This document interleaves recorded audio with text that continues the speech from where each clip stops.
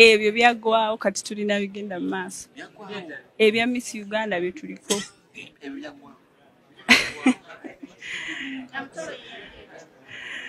mumbuze ebya Miss Uganda muneka oli munaye Miss Uganda 2024 bwe tulonye oli kalungi webale kusiita Tanyamutoro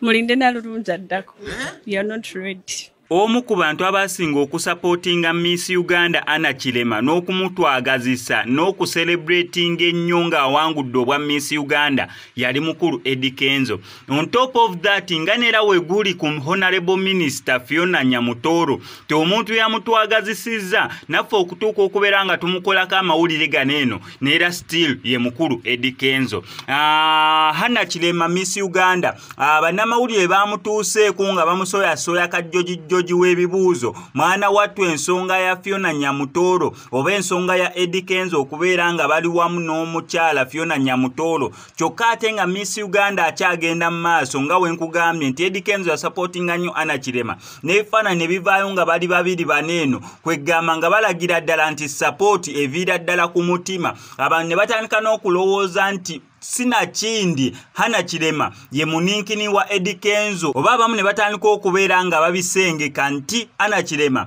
ye mukyala wa Eddie Kenzo omugole ffenna gwe twali tulindirira by that time. Baavayo baneno ne bategeeza eggwanga nedda nze ndi wa mukwano gwe oyo mukwano gwange musapoti nze tweraba dda nga womanyi we batera okubeera nga babyogereri bannamawulire. However bannamawulire tebabitwala kubeera serious. Ate bwagenda ne bujja bagira Miss Uganda we yali akoma okuva mu mpaka za Miss World ono Anna Chilema Eddie Kenzo n'akwata emmotoka gy'ogenda okuwulira nga bamubuuzaako kubanga emmotoka ya Miss Uganda yaliwo n'endala ezajja okubeera nga zimupiikinga naye ono yatuula mu Eddie Kenzo emmotoka gye yajja nayo neera yeeri gye nakulaga emmotoka eyakabi Escalade Eddie Kenzo gye yagula. Abamu bagamba si ya Eddie Kenzo naye ayinza okusinziira ku information gye nnina n'okusinziira ku bitya nga wendaba ebintu suubira emmotoka eyo ya Eddie Kenzo kubanga alina ssente ezisobola okubeera nga zigula emmotoka eyo. Neera awo omukyala yatuula mu mmotoka eyo eya Eddie Kenzo n'alekawo ya Miss Uganda yali ekulembedde ne convoy zonna emmotoka ezaali zijjidde mu convoy wabula yatuula mu mmotoka eno nga kyongera okulaga omukwano gwabwe ne relationship yaabwe mu bondi y'amaanyi nnyo. Anna Chilema Miss Uganda ebibuuzo ebyo byonna asobodde okubeera nga abiddamu empulira gy'awulira ku Fiona Nyamutoro nayo n'agiddamu buli kimu kye twetaaga okubeera nga tumumanyaako ne Eddie Kenzo n'abiddamu. Kati kireka wa Miss Uganda kireka wa Fiona Nyamutoro Eddie Kenzo ye ayimiridde side kikuba neno abantu ababiri relationship ye n'abakyala banene ababiri eri etya byonna mu katambi kaneno kankusaba subscribing onyigene notification bell tojja kubeera ngo missing updates naddala nga zino byonna bye bino okuva gye byatandikidde paka gye byakomekeredde. Ekisookera ddala nsooka okwebaza bannayuganda okumpagira mu lugendo lwange nga Miss Uganda saako ne Miss World we nawangulira titles 3 era nga nze ng'omuntu ndi musanyufu nnyo okugamba nti tutandise search ya 2024 because my heart is satisfied. I feel like I've done my country justice nkoze kinsobola ng'omuntu ate nenkola n'okusingawo nga nfunye support y'Abannayuganda. Ndi mwetegefu nnyo okumitinga Queen ajja tuli beetegefu nnyo okulaba ba contestants bonna abagenda okujja okwetaba mu kulonda kwa Nalulungi 2024 era nga nze mu ndowooza yange oba entegere yange ndowooza ekyange nkikoze naye ate era tekitegeeza nti ngenda kukomaawo.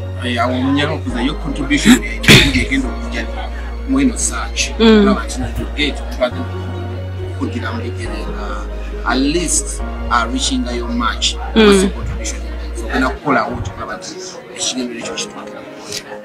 Nze okulaba nti Queen addako buli omu yandiyagadde omuntu ajja ataakola okusingako ku byakoze. Kati nze ngenda kola ogwange ngenda mu traininga ekirungi eky'omukisa omulungi nti nze ngenzeko Miss World ye gy'atannatuuka ate bingi byakyuka nnyo Miss World kati era nze nange gubanga omukisa okulaba nti ngenda mu training waabwe nsobola naye ayongerezeeko okulaba nti ate kyesaatuukako yakituuseeko era akifunye.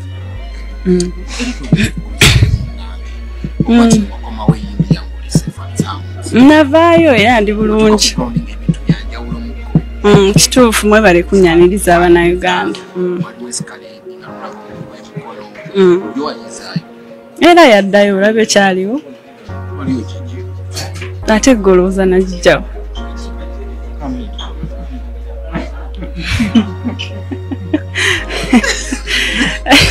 Emmotoka eyankima yaddayo gye yava nga bulijjo.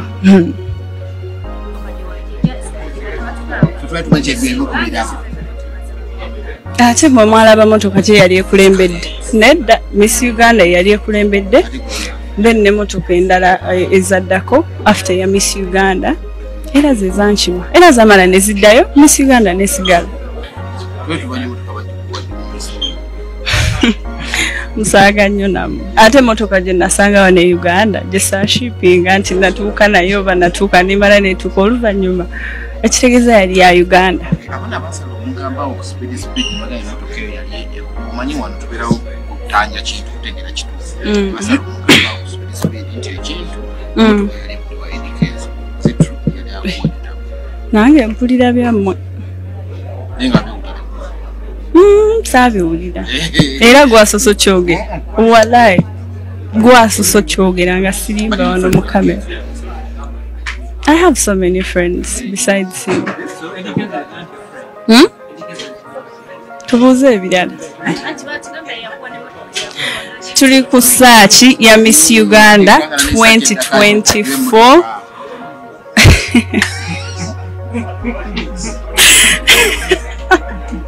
Kyemulina okumanya tunoonya na lulungi 2024. Ebyo byaggwawo kati tulina bigenda mu maaso. Ebya Miss Uganda bye tuliko.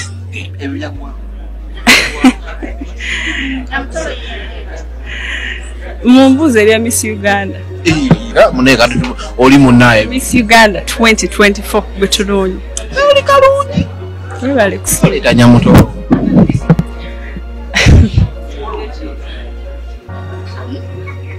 Mulinde na lulungi addako. You're not ready. Tell us. Just come and support us fully, like how you've always been supporting me. Nga bwe mwankima ne muteekawo ebigambo byammwe nga bulijjo. Nyongerera ddala kubeebaza. Era ne ku luddo mujje. Wabula ate this time round temwongera mu bintu bitali bituufu.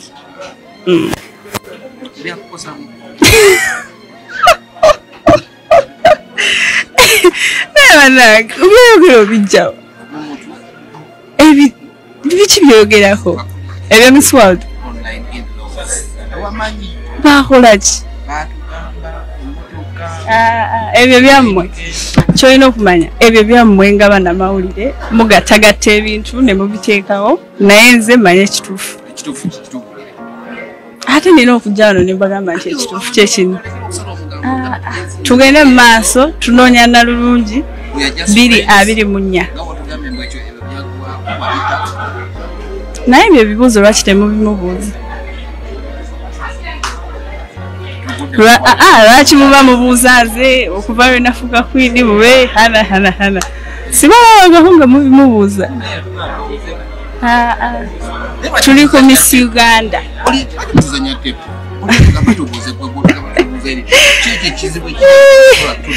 Mwagala kuleeta ntalo. Tugende mu maaso.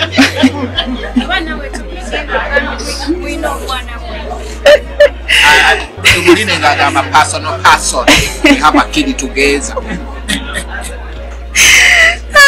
Namawulire muli nnozi. Embaga yani. Twogere ku Miss Uganda. Anyway, your remarks.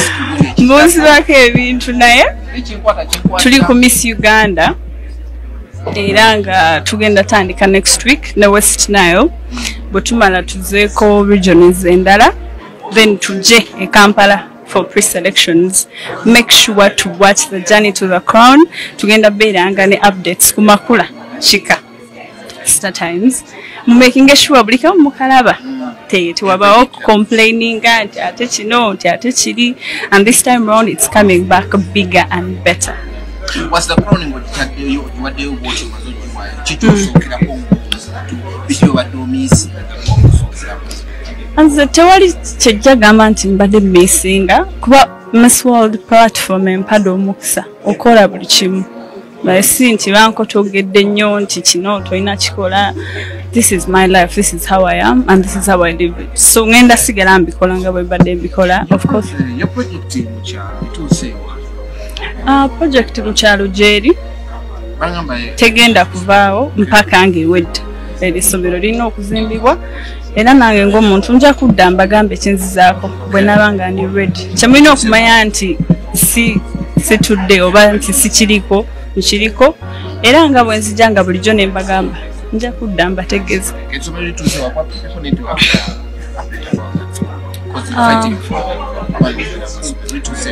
the school just twatandika foundation like the school is already registered twatekako like obupande obulaga nti there is an ongoing construction of the school and we are hoping to even have a bigger picture of it and it's going to happen.